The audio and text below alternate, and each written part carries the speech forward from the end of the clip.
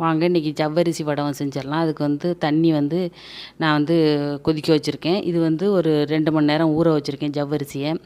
இப்போ இதில் வந்து கல் உப்பு போட்டுக்கிட்டு தண்ணி கொதிச்சோடனையும் இந்த ஜவ்வரிசி ஊற வச்சுருக்க ஜவ்வரிசி எடுத்து போட்டுங்க. இது வந்து காஞ்ச மிளகாய், ஒரு ஸ்பூன் ஜீரகம் போட்டு அடித்து வச்சுக்குவோம்.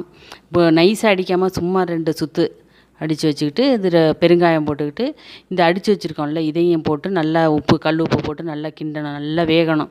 சிம்மில் வச்சுருங்க. அது பாட்டுக்கு வேகட்டும். வெந்து நல்லா அப்படியே ரைஸ் எப்படி அமுக்கணும்னா இருக்கும் அது மாதிரி நல்லா வெந்துடும். வெந்துனோடனே நல்லா அடி பிடிக்காதனால கிண்டி விடணும். அப்படியே பாருங்கள். இது வச்சுருவோம். அப்படியே காலையில் எடுத்து ஆறினோடனே ஊற்றலாம். இப்போ ஒரு பிளாஸ்டிக் சீட்டு விரிச்சிட்டேன். நல்லா ஆறி இருக்குது. காலையில் ஆயிடுச்சா. இப்போ அப்படியே ரவுண்டாக அப்பளம் மாதிரி ஊற்றி வச்சிட வேண்டியதான். ஊற்றி வச்சுருந்தா அது பாட்டுக்கு காஞ்சிரும். இங்கே பாருங்கள். இது மீதம் இருக்கிறத நான் அந்த சாலில் ஊற்றுறேன். இந்த சால் வந்து நனைச்சிட்டு போடணும். பிளாஸ்டிக் சீட்டு தான் நல்லது. இப்போ பாருங்கள். இப்போ ஒரு நாளையில் காஞ்சோடனே நான் கொண்டு வீட்டில் வச்சுட்டு எடுத்து பிச்சோம்னா வந்துடும். வந்தோடனே கொஞ்சம் ஈரம் இருக்கும். அந்த கொஞ்சம் திருப்பி மறுநாள் தாம்பளத்தில் காய வச்சோன்னா காஞ்சிரும். காஞ்சோடனே ஒரு 2 நாளையில் ரெடி ஆயிரும். இப்போ பாருங்கள். ஒரு நல்ல பாக்ஸை கழுவிட்டு காய வச்சு அதில் போட்டுறணும்.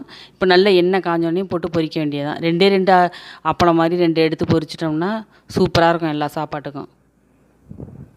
இப்போ ரெடி ஆயிடுச்சு ஜவ்வரிசி வடை வத்தல்.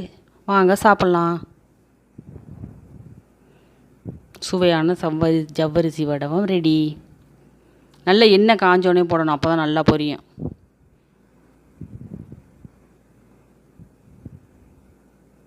இதை பாருங்கள். சூப்பராக இருக்குது.